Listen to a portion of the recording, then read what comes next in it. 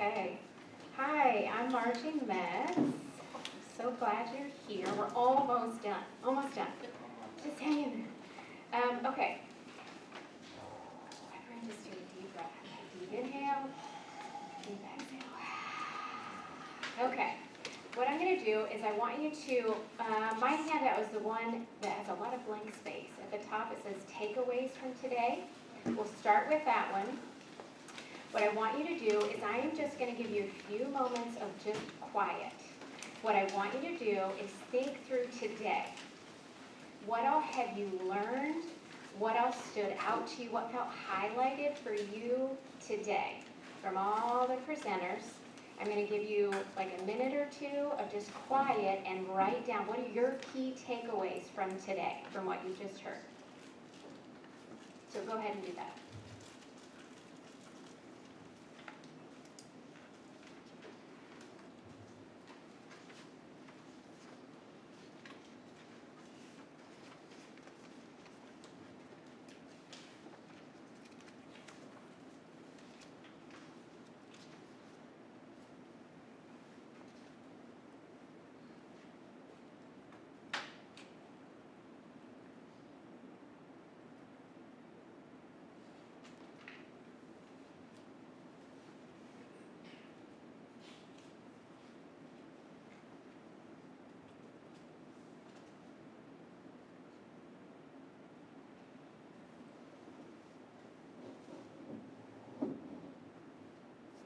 About 30 more seconds.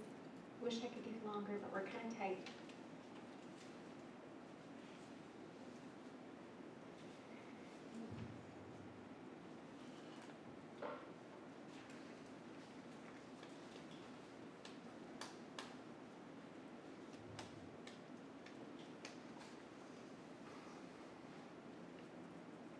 Okay, now the next section, your most important takeaway.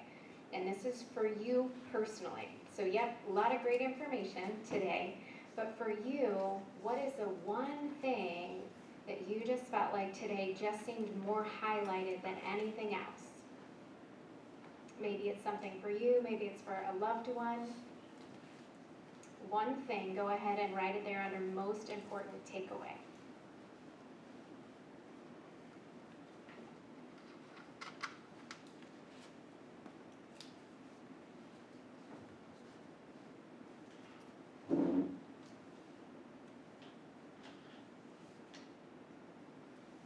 Now here's the fun part. Let's get practical. Okay, so that is just some words on a page. Let's make it mean more than that. In that next part, next steps, I want you to make it actionable. That most important takeaway for you, what 1 to 3 steps do you need to take to either implement that, to make that valuable in some way to you or someone you love? What are 1 to 3 steps that you need to take?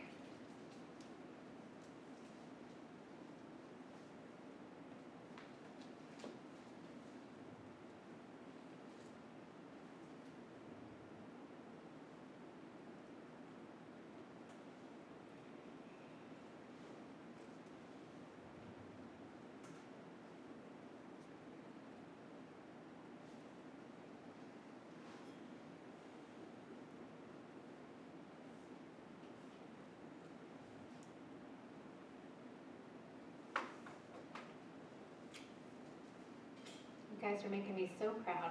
So proud. Okay, so once you finish that, we're going to be going to the next handout that says how to create space for healing.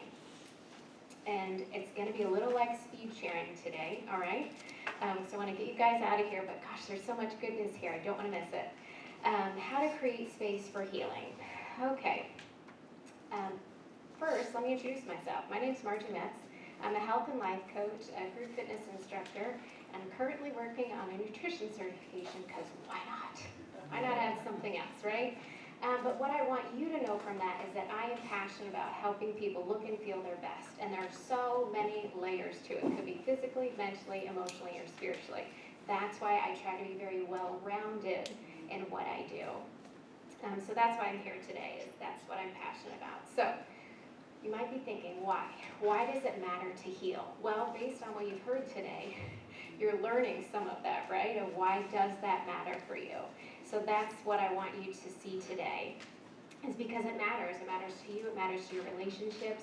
It matters to those around you. How healthy you are is how healthy you interact with others.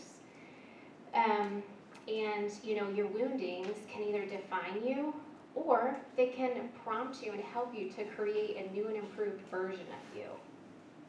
That's the goal.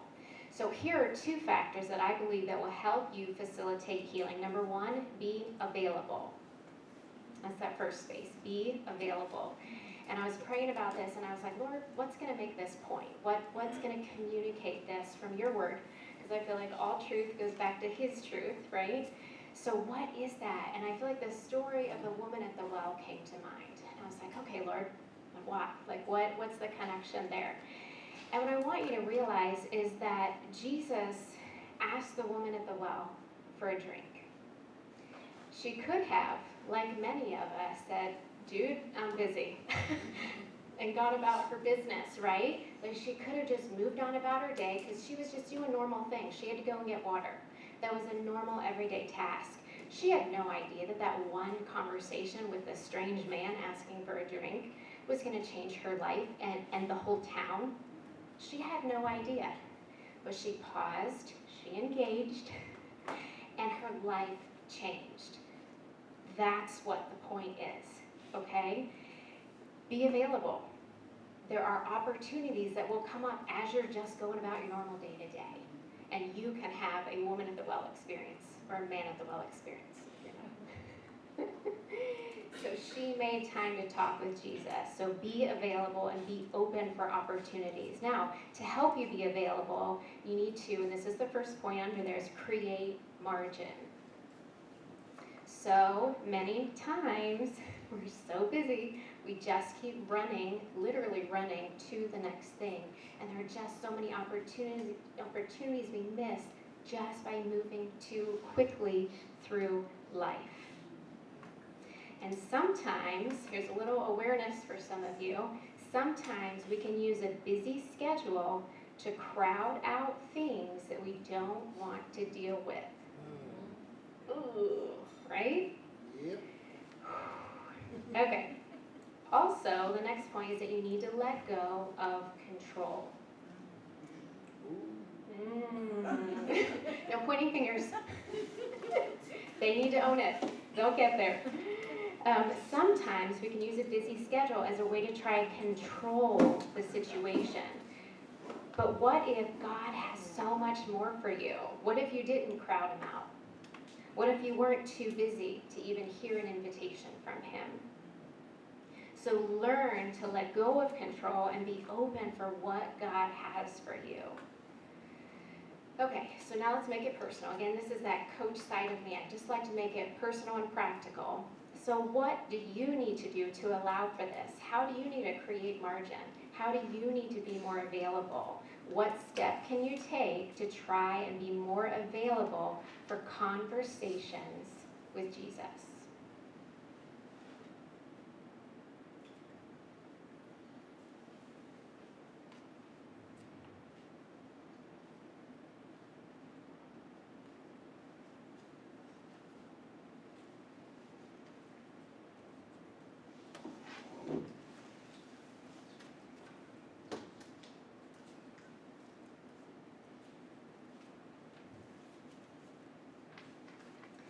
The second thing that will help you create space for healing is to take time for healing work. Again, maybe thinking why? Why should I take the time? If you haven't already been convinced of that today. A few reasons. Healing work is hard, but it's necessary for growth. We cannot grow if we don't learn, we don't take the time, and we aren't willing to learn new lessons. In Matthew 11:28 through 30, Jesus says, "Come to me, all you who are weary and burdened, and I will give you rest. Take my yoke upon you and learn from me, for I am gentle and humble in heart." And here's the key phrase: you will find rest for your souls. For my yoke is easy and my burden is light.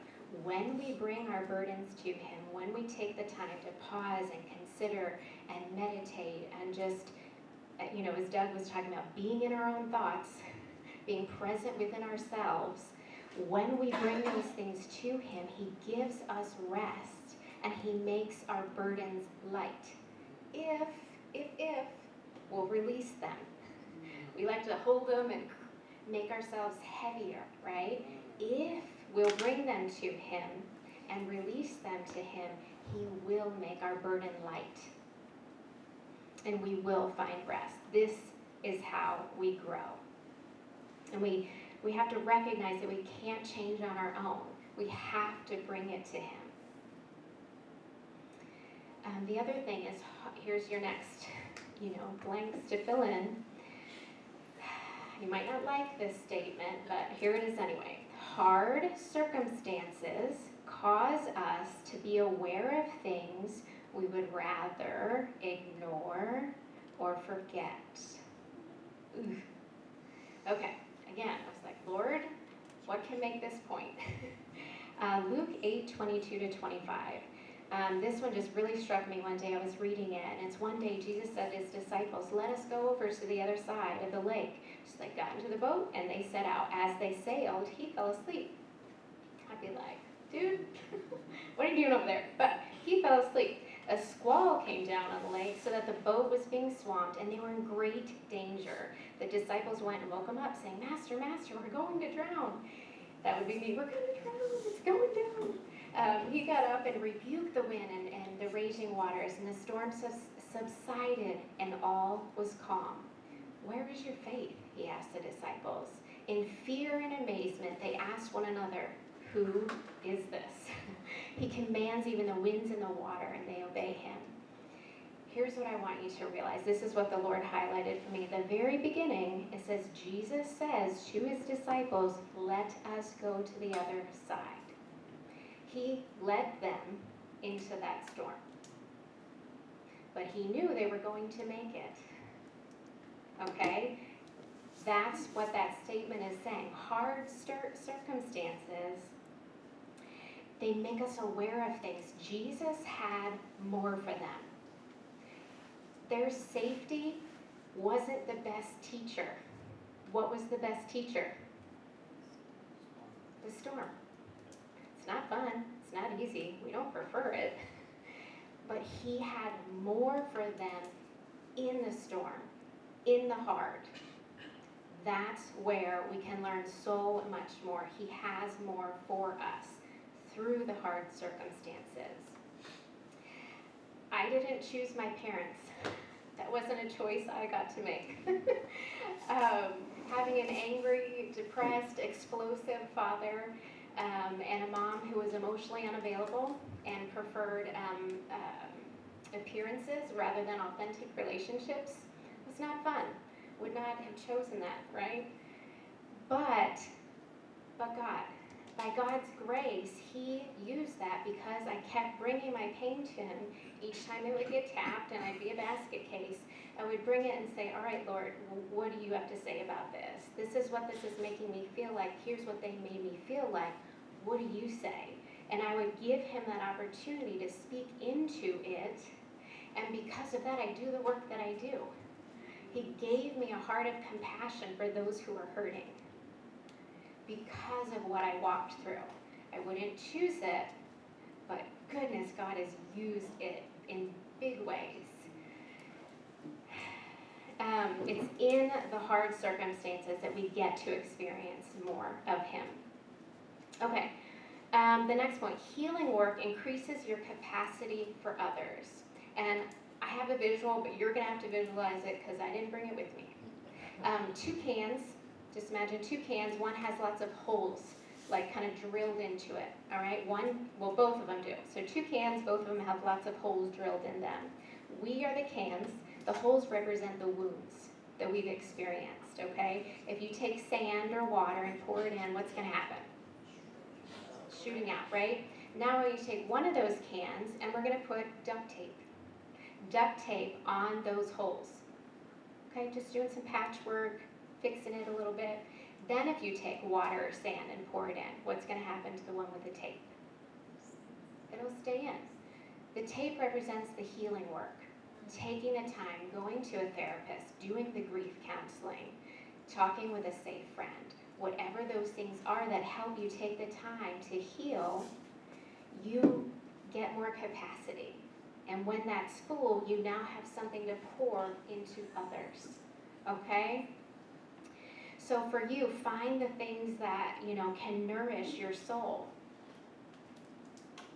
So this healing work can include, what are some of the things you've heard today? You could list out some of those, the mindfulness exercise, asking for help from others. What were some of the other ones that were mentioned today that were part of healing work from some of the other presenters? Listen to yourself. Exercise, amen. That's been a big part for me. Seeing a counselor, amen. Yeah. From my personal experience, journaling, like I said, prayer, like I would bring those pain points to the Lord and invite Him in. That was huge for me, being in nature, sunrise, sunset, connecting with those you love. Find those things that nourish your soul and make those things like you would any other appointment. If you're sick and you have a doctor's appointment, are you going to cancel it? Okay, this needs to be part of your routine. See it like an appointment for yourself. Okay, so make it personal. What steps can you take to take time for your personal healing work? I want you to think about that and jot down at least a few things there.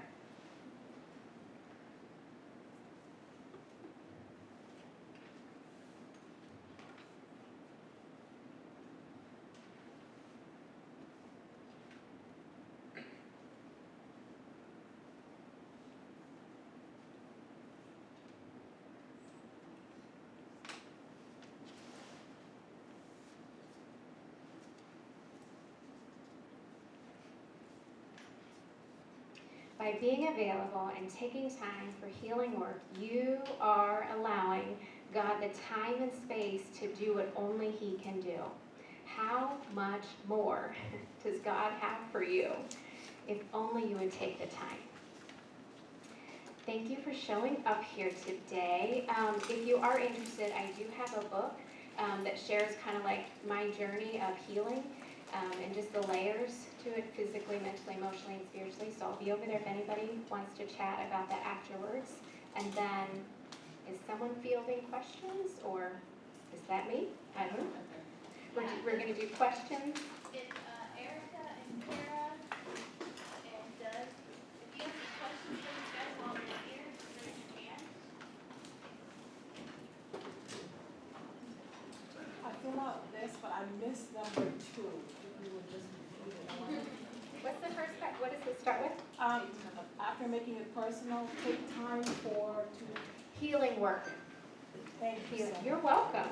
I know, that would bug me, having open spaces. Great question. Anybody else? It's not so much a question, but I was going to say it at the last time, but actually the suicide hotline has changed, so now it's just 988. So if you or someone you know is experiencing suicidal thoughts or just wants to talk to someone on the phone, now it's literally only 3 numbers. It's 988, so I just thought I would throw that. That's great. Thank you.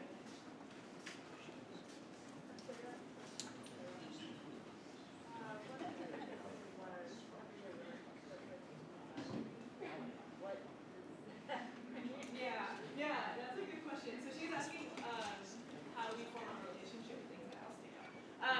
But I think what the relationship looks like is specifically the things that make us anxious are going to be unique for every person. I think there's some universal things, but for some people it's the small things, the day-to-day things that can make us really anxious. For some people it's the big things, the existential crises that we have, the big questions that are in our mind all the time.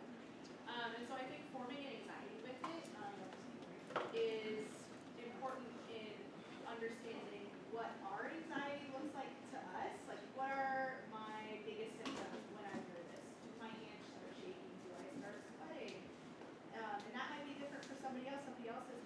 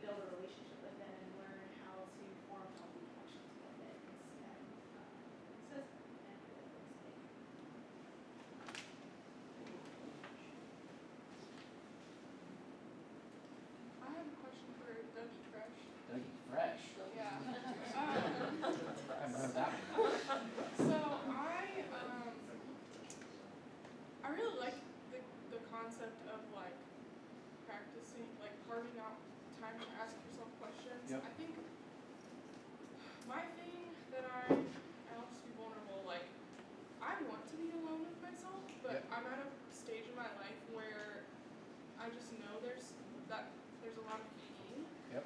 And I'm really scared of like sitting with my pain, like by myself. Yep.